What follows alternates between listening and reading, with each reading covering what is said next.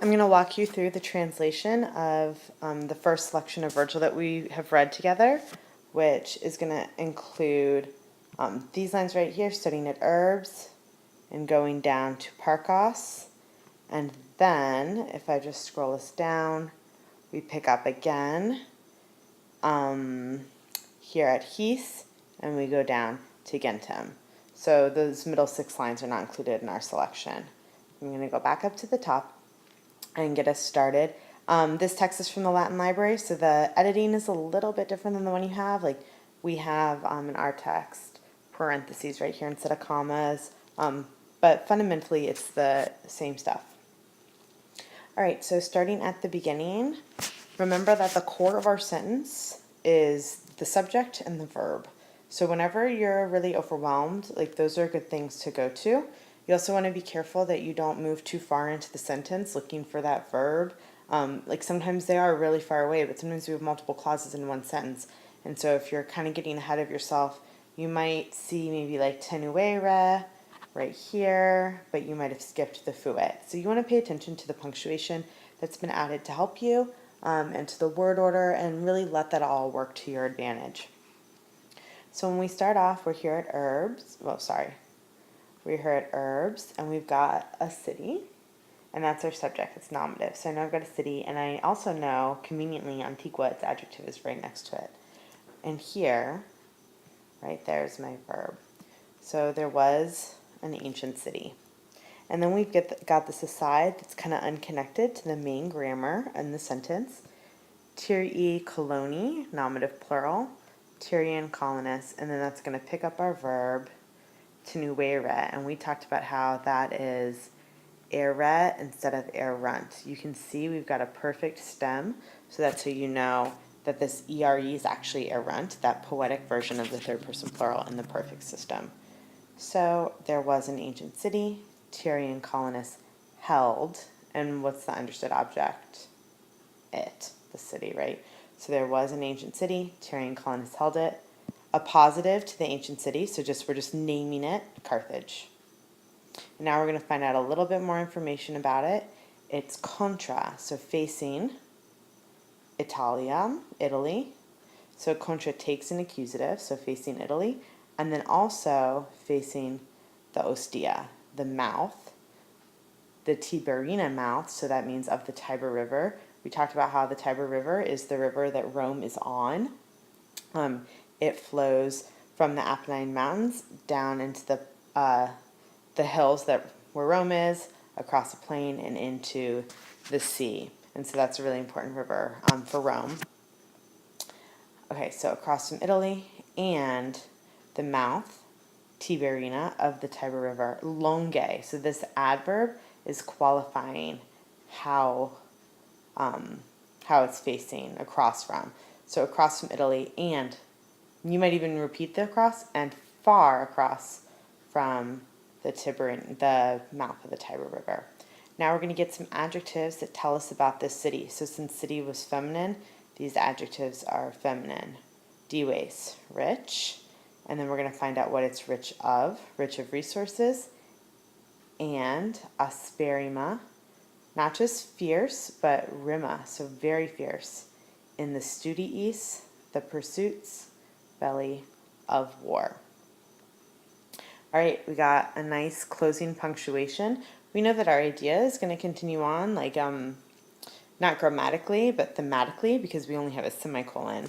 So we should expect some kind of connection between these two sentences, and that connection is made even stronger with a linking qui or a connecting relative.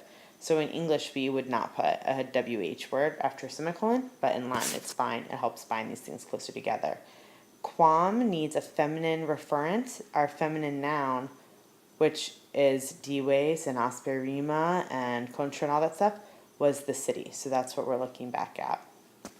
So there was an ancient city, Tyrian colonists held it, Carthage, across from Italy and far across from the mouth of the Tiber River, rich of resources and very fierce in the arts of war, which, that's our goddess Juno. So here's a new subject, new verb. Pharaoh in the passive regularly means is said, so a new use of Pharaoh. is said, and I know that is said because I'm going to pick up an infinitive off of that, is said to have favored, to have cherished, to have honored, to have fostered, any of that kind of stuff is fine. To have fostered, magis, more, and then that's going to pick up my ablative, teres omnibus. So that's just my ablative of comparison that we saw last year. More than all the lands. Oh, and then I have this random, well, it's not random, but this unam hanging out that's accusative. Our accusative was quam, so we've got to fit that on there. So, which alone, Juno is said to have cherished more than all the lands. And then if we scanned, Samo would be long and post habita is long. That's an ablative absolute. So in prose, we would regularly not see that the ablative absolute was interrupted by a verb. That would be really rare in prose. But in poetry, the word order is a lot freer. So with Samos, which is a famous place for the worship of Venus, Juno, was Samos held after. So that means she really, really loves Carthage. If she puts even Samos, which is the center of Juno worship, below, after it on the list of favorites. Heek with a long I, if we scan, this is a long I. Here, her weapons. Here, her chariot was. So we're going to want to share the anaphora of Heek, and Heek helps me know to share the fuit and the ilias across the two clauses. So I would say here were, now that arma is plural, here were her weapons, here was her chariot. Remember that arma is arms, but arms in terms of like weapons, not arms in terms of limbs on your body. Okay, so this to be the kingdom, the ruling power for the races. And then we got dea, here's our nominative. So hoc regnum could be nominative, but it's actually not. It's going to be the subject of essay. And we're going to separate out actually the hoc from the regnum, even though they agree. Put hoc on one side of essay and regnum on the other. So my subject, dea, is doing something, this to be the ruling power. And what she's doing is tendit and foet. So already then, the goddess strives and favors that this be the ruling power gentibus for the races. And now I've got an interruption to my sentence set off by commas with a C to show the subordination, so that helps me recognize this. If the fates allow anything. And that part you just kind of gotta like, that's the best way to handle it. So if the fates allow it all or something along those lines would be fine too. But remember, after si, nisi, numine, ali goes away. So this is actually aliqua, anything. So if the fates allow anything. As we move on into the next sentence, we had a full stop. So we're going to have a nice clean break. I'm going to move our page up a little bit. This is where we were reading most recently, so this part should be really familiar. But, well, we read part of this before the break, but we went over it in detail in class. But, and for, we're going to have to choose one or the other. I kind of like keeping the but because I like the adversative nature.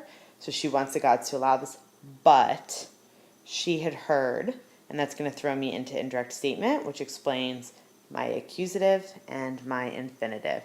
She had heard that an offspring was led, which means in this case like was descended, from Trojan blood. Remember, the Trojans are the people that Aeneas is a part of the Trojan group, and their city was sacked by the Greeks, and they're wandering, and Aeneas and his friends escaped, and they're wandering looking for a new home. So she had heard that an offspring was led from Trojan blood who would overturn, or you could also say to overturn, so this is a relative clause of purpose, at some point. So it's not going to happen anytime soon, but it's going to happen. And in fact, from the Roman reader's point of view, this has actually already happened, but from the point of view of our story, is hundreds of years in the future. Who would overturn the Tyrian citadels. Those Tyrian citadels, the Tyrians are a people from what in the ancient world was called Phoenicia, where around modern day Syria, and one of their major cities was Tyre. But the Tyrians that we're talking about right here, they have settled. They're the Tyrian colonists who are in Carthage. So the Tyrian citadels equals Carthage, just to be clear. All right. So who was this offspring? So in one context, it's Aeneas, in that he's kind of the one who's going to lead the Roman people in this direction. But you could also think of it as more generically the Roman people. Or you could even, take it further and look at some of the leaders of the Romans during the Punic Wars, because this is really a prophecy of the Punic War, which, remember, has already happened for the reader. But it still seems really cool, like, oh yeah, that was fated to happen. So you can really buy into the what's that stuff called where they try to manipulate your mind? The propaganda. Okay.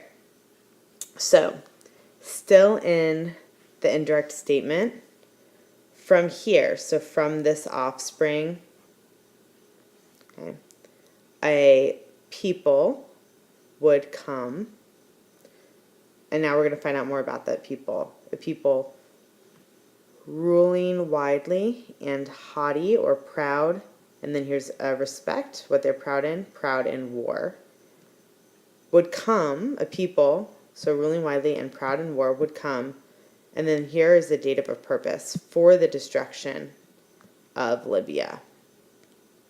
Libya is where Carthage is, which we've already established is Juno's favorite city. So this makes her really unhappy. So she's trying to stop this. But thus the fates spun. And you can't spin. You can't change what the fates have spun.